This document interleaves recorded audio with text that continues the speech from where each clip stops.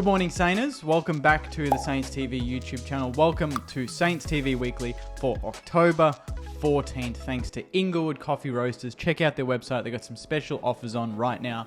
www.inglewoodcoffeeroasters.com.au. Awesome tea, coffee, chai, whatever you want. Check them out.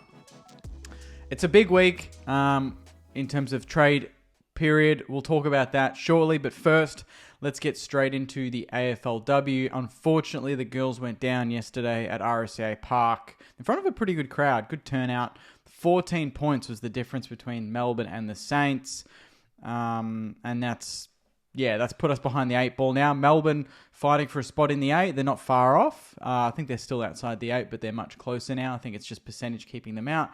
And for us, it's pretty much just percentage keeping us in at the moment. We won our first 3, and now we've lost a couple in a row, and we need to bounce back in the next 2 weeks if we want to play finals.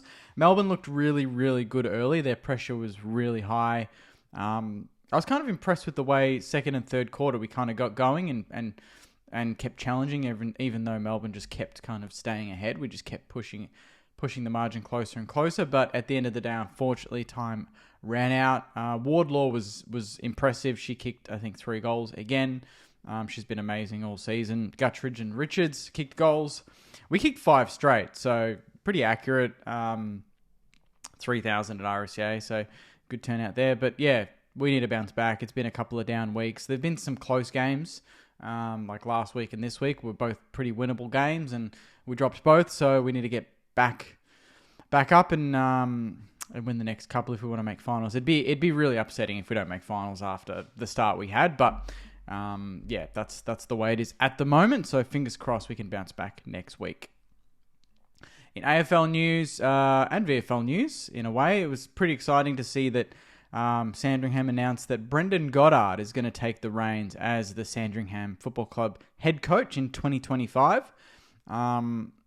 In tandem with a development coaching role at St Kilda. So I kind of like this. Some people are saying he's been demoted because he was, I think, the midfield coach for the men's, but I think it actually enhances us a little bit. I think it opens the door for us to rearrange the coaches around Ross, but also he's been working with Ross for the last 2 years. So to have him go and coach the VFL side, I think that makes the AFL and VFL programs a lot closer, and hopefully we'll find that when we have inclusions from the VFL side, they kind of know a bit more of the style we want to play. So I'd imagine he would imprint a lot of what Ross has been doing for the senior side, so that it just seems a bit more seamless when you're coming in. And that's what I've always not liked about the VFL, is that the coaches, they're just not as aligned with the AFL program as they should be. You look at, the EPL, I'm a big EPL fan, and you look at the way the Arsenal Academy runs, and, basically from the under-10s to the senior, the firsts in the English Premier League, they all play the same way. So you've learnt, you've worked your way from being 10 years old to 20 years old, then you debut. You know the game plan inside out. So I'm hoping that's the way it's going to be. I couldn't imagine it being any other way. So I'm excited for that. I think that just fast tracks development. He's been part of the development program too. So I think having that experience, but also being to work with the VFL side that has, the likes of Keeler, Heath, Houghton, Collard, these sort of players that haven't really gotten a gig yet in the AFL level is going to be awesome. And I'm hoping we'll see some fast track development next year off the back of this.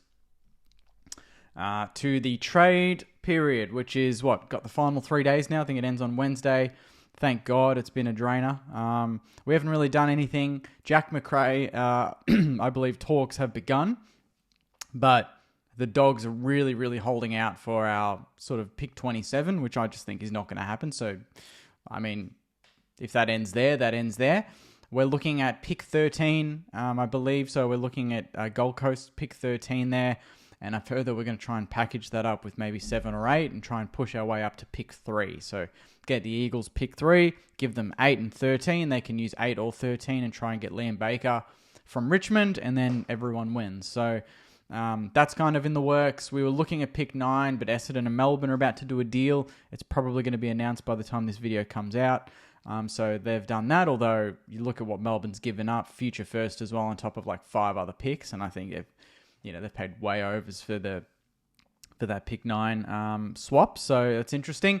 But yeah, outside of that, Ivan Solder, I put a video yesterday. We've pulled out of that.